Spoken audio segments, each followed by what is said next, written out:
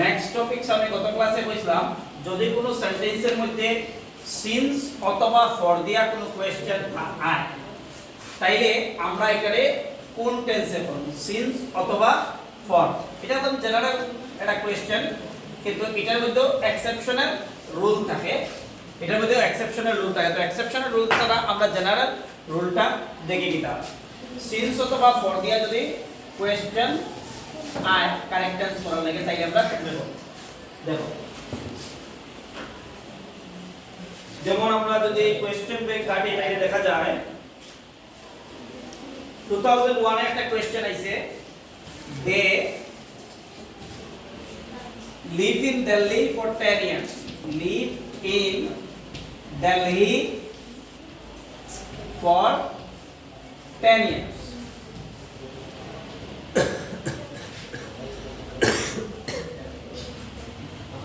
For 10 years মানে 10 বছর থেকে থাকে। সিন্স অথবা for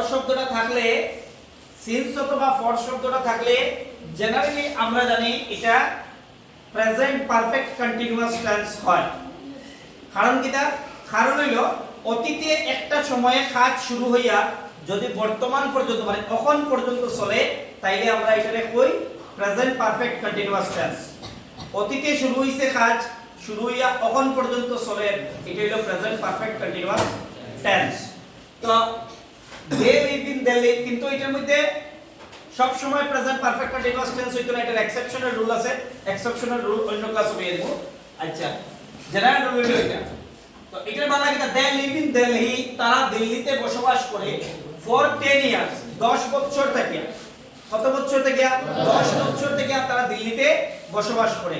that means simply since অথবা ফর শব্দ থাকলে আমরা এটারে জেনারেলি ধরিয়া নিতাম কিটা present perfect continuous tense. Present perfect continuous tense, কিন্তু এটার এক্সেপশনাল রুল আছে। For a class of N continuous tense. Since অথবা ফর শব্দটা থাকলে প্রেজেন্ট পারফেক্ট কন্টিনিউয়াস টেন্স। এটার মধ্যে আবার ফর আছে, তো প্রেজেন্ট পারফেক্ট কন্টিনিউয়াস টেন্সে করার নিয়ম কিটা? সাবজেক্ট প্লাস হ্যাভ বিন অথবা হ্যাজ বিন এবং ভার্বের সাথে আইএনজি। তো দেখো দের সাথে হ্যাভ বিন লাগবে। হ্যাভ বিন এরকম কোশ্চেন প্রায় বছর আয়। Have been living in Delhi, living in Delhi.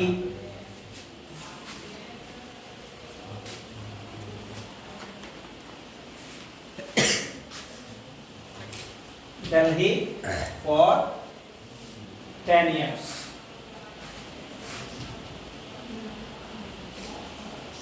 এটা ইসে এই কোশ্চেনটা ইসে 2001 এ।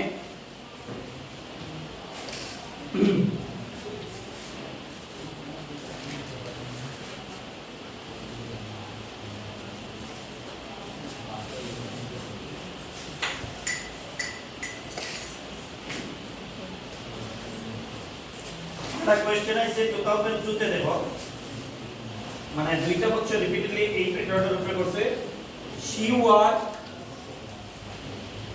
she worked in this school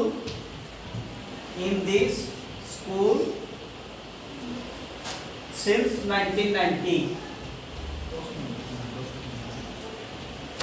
তিনি এই স্কুলে কাজ করিতেছেন 1990 ইংরেজি থেকে। এটা 2002 তে আইছে এই কোশ্চেনটা এইচএসএলসি এক্সাম। তো দেখো সিন্স শব্দটা আছে, সারে আগে যে কথাটা কইছি সিন্স শব্দটা থাকলে সাধারণত আমরা এটা করি প্রেজেন্ট পারফেক্ট কন্টিনিউয়াস টেন্সে করি।